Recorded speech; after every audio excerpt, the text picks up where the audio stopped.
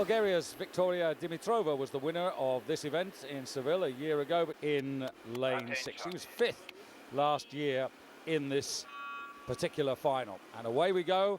Furthest away from you at the top of the screen, that's Lourdes Guillen-Cruz for Spain in lane 1. In the dark boat, 2 from the top of your picture, that's Li Quan for China. Then Fiona Milne, 3 from the top of your picture. Then coming to the bottom, Germany, who are at the moment 2 from the bottom of your picture. Milan Italy of Croatia is the boat you can see, and the one you can't see is the Czech lightweight sculler, who's just at the moment out of your picture. So Dan, a quick start there by Canada's Fiona Milne.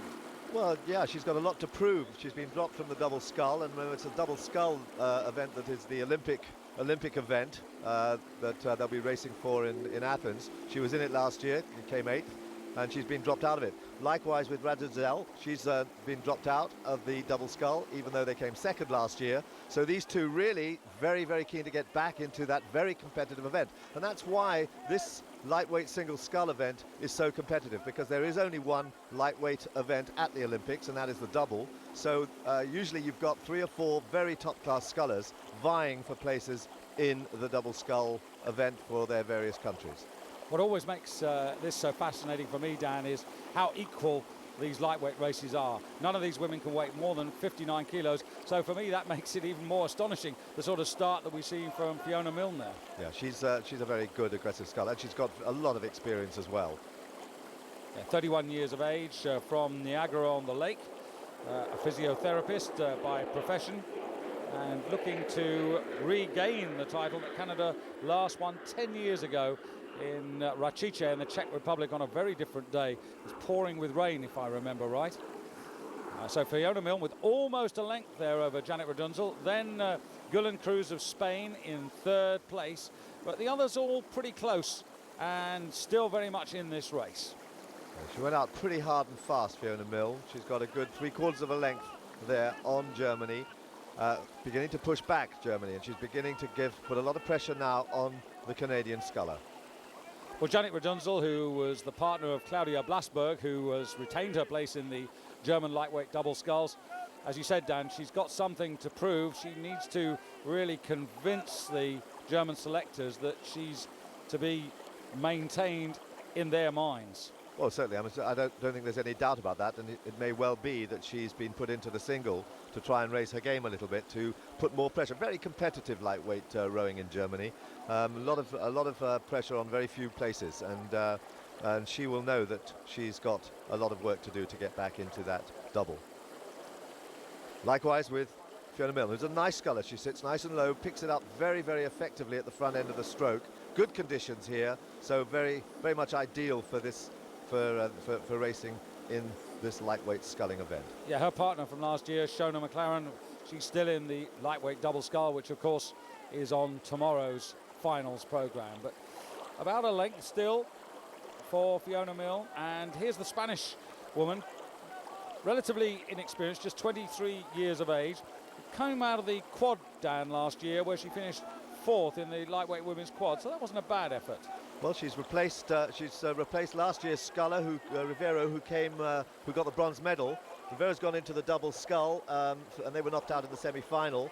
We've also lost Lisa Schlenkel, who was from the United States, who was a silver medalist last year. She's gone into the double sculls event, and she'll be racing later. And of course, Bulgaria's world champion, she got knocked out in the semi-final, and she is looking for a place in the Olympics in the double scull. So that's why we haven't got some of the top performers in this event, and that leaves the door open there for Fiona Milne and for Germany's Radzel. Yeah, and China just moving up there. A sluggish start there by Li, but she's closed up a little bit. She's in lane 2, just out of your picture at the moment, but just getting a little bit closer to the Spanish sculler on the far side at the top of your picture. But Fiona Milne, looking to me, Dan, very much in command of this, very smooth, not wasting any energy, very economical. Just in foreground there, you can see Milan Italy of Croatia. Now, she was 4th last year, Dan. Yeah, and she hasn't got a double sculls partner to challenge for an Olympic place next year. So she really wants to be making her mark in this single scull. But her misfortune, if you like, is that the scullers who are vying for places in those events in the stronger countries keep coming in there and dominating her. She's finding it quite difficult to break through, because out in front are two of the best lightweight scullers in the world who are out of their double scull events, trying to get back into those double scull events. So she's really having to try and make a break there to try and get into perhaps a bronze medal position. And Janet Redunzel in picture now. Not just world champion 2 years ago, she was runner-up last year. She was bronze medalist in the lightweight women's pairs back in 2000. So she's been winning world championship medals, in fact, since 1995, because she actually got a bronze in the women's 4. Well, she's finding this the competition pretty hot here.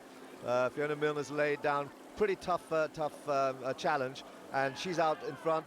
And now Spain is putting pressure on Germany, and she's really beginning to move up. And you can see really that Germany is slipping further and further back. And in fourth place, Mina Riley just having a little look over her right shoulder just to see where the Spanish sculler is.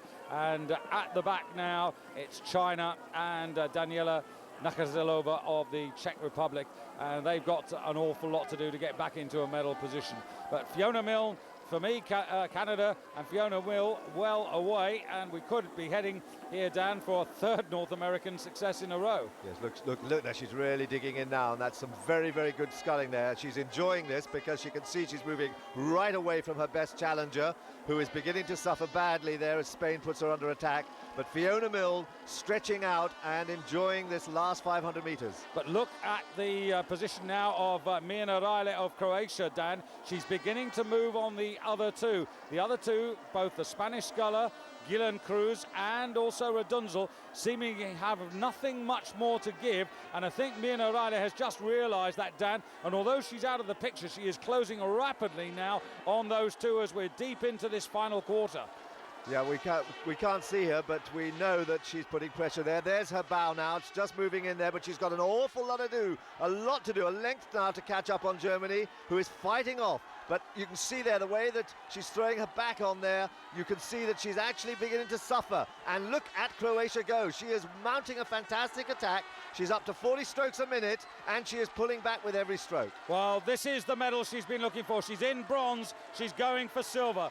She was in a repechage in 97, 5th in 98, 6th in 99, 7th in 2000, 6th in 2001, and 4th last year, and she's into silver. And Mina Riley of Croatia finally makes a bid for the top of the podium. She's not going to catch Fiona Milne, though, but she has at least achieved one of her lifetime ambitions, which is to get a medal in this boat class. And she's actually got the overlap back as they cross the line, but Fiona Milne easing off. What a great finish there from the Croatian sculler, but can't take anything away from Fiona Milne's very, very majestic scull there over that course. Power and strength when you feel that a medal is in your sights and you can feel somebody coming back towards you. It's a great feeling, and you find strength suddenly that comes from nowhere. You can see what victory means for Fiona Milne, and for me that's a pretty good Olympic audition.